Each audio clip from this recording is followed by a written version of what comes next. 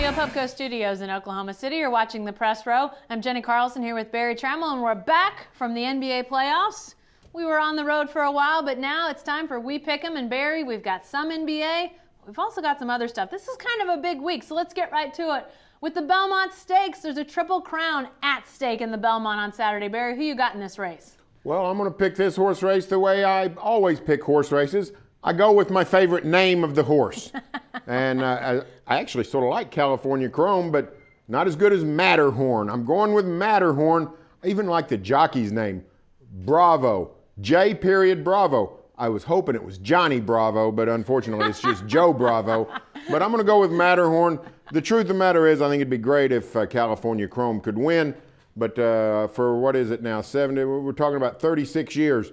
The Triple Crown has not been achieved. Just very difficult for a horse to pull off. I'll take Matterhorn. Do you have any idea if Matterhorn's any good? The odds are long. I think it's like 30 to 1. Okay, because I like your argument. I wish it were true. I'm going to go with California Chrome, not just because I would really like to see a Triple Crown winner because it's been so long, but apparently he's the best horse out there. Apparently California Chrome is the top-notch horse. He's going to be at the number 2 position when they take off on Saturday. And Barry, by the way, one of the last great horses, Secretariat, also in that number 2 position at the Belmont Stakes. So we'll go with a little tradition and say California Chrome gets it done. All right, Barry, we promised some NBA. Here it is, Game 1 of the NBA Finals, Heat at Spurs. It's not the Thunder, disappointing people around here, but who you got in this first game of the NBA Finals? I'm going to take the Spurs. I think they're playing at home. I think they've got all kinds of strategic advantages, matchup advantages. And I think Greg Popovich has been given, 4 days to prepare for the Heat.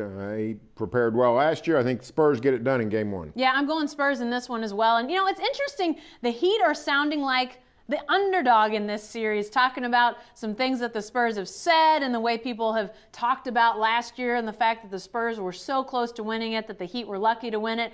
They're sounding a little bit underdoggy, which is going to be interesting because they're such a juggernaut. But I think the Spurs and the way they play will give the Heat problems in Game 1. I think it just takes a while to adjust to the way that the Spurs move the ball and do things. And I think the Heat have some advantages. But the Spurs and their deep bench and Tony Parker, what the heck is the Heat going to do with Tony Parker? I think the Spurs get it done in Game 1. Well, what about the series, Barry? Who wins the NBA Finals, Spurs or Heat? Who you got? I've got the Spurs in 6. I just think virtually every advantage goes to San Antonio. In fact, I only see one advantage Miami has, and admittedly it's a big one. LeBron James can just put the Miami's on his back. But the Spurs have all kinds of matchup advantages. They got a guy that can at least put on LeBron in Kawhi Leonard.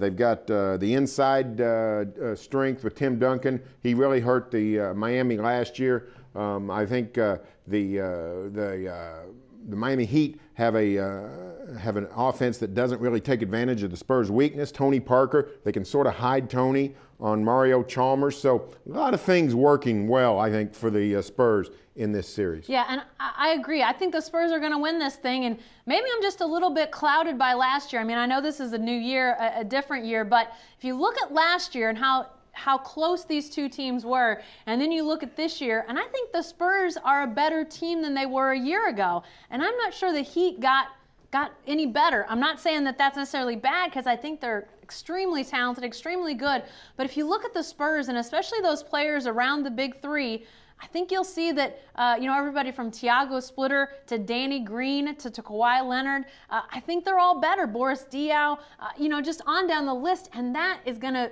really be important. I think that this is a series that could really swing on, is the Spurs bench able to not just hold leads, but extend leads, and if they're able to do that, I think that's a huge advantage for the Spurs. I think they win this series. All right, lastly, Barry, let's get on to the baseball diamond. Super Regional, NCAA, OSU hosting.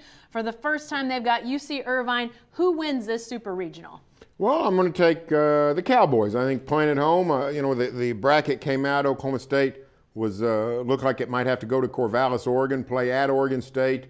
Disappointing assignment.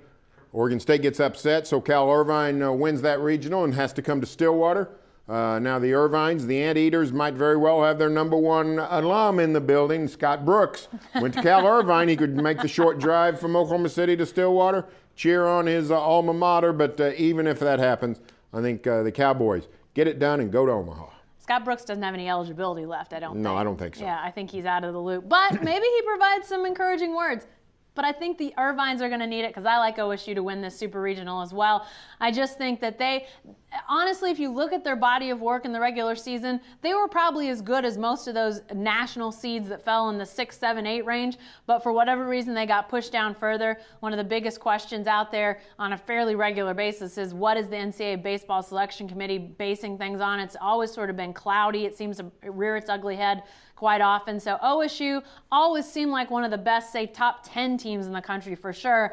Now they get a chance to prove it, to potentially go to the College World Series. What a turnaround under Josh Holliday. Just can't say enough about the job that he's done. I think the Cowboys win that Super Regional. Hey, be sure to stay with the best coverage team anywhere at newsok.com and every day in the Oklahoman.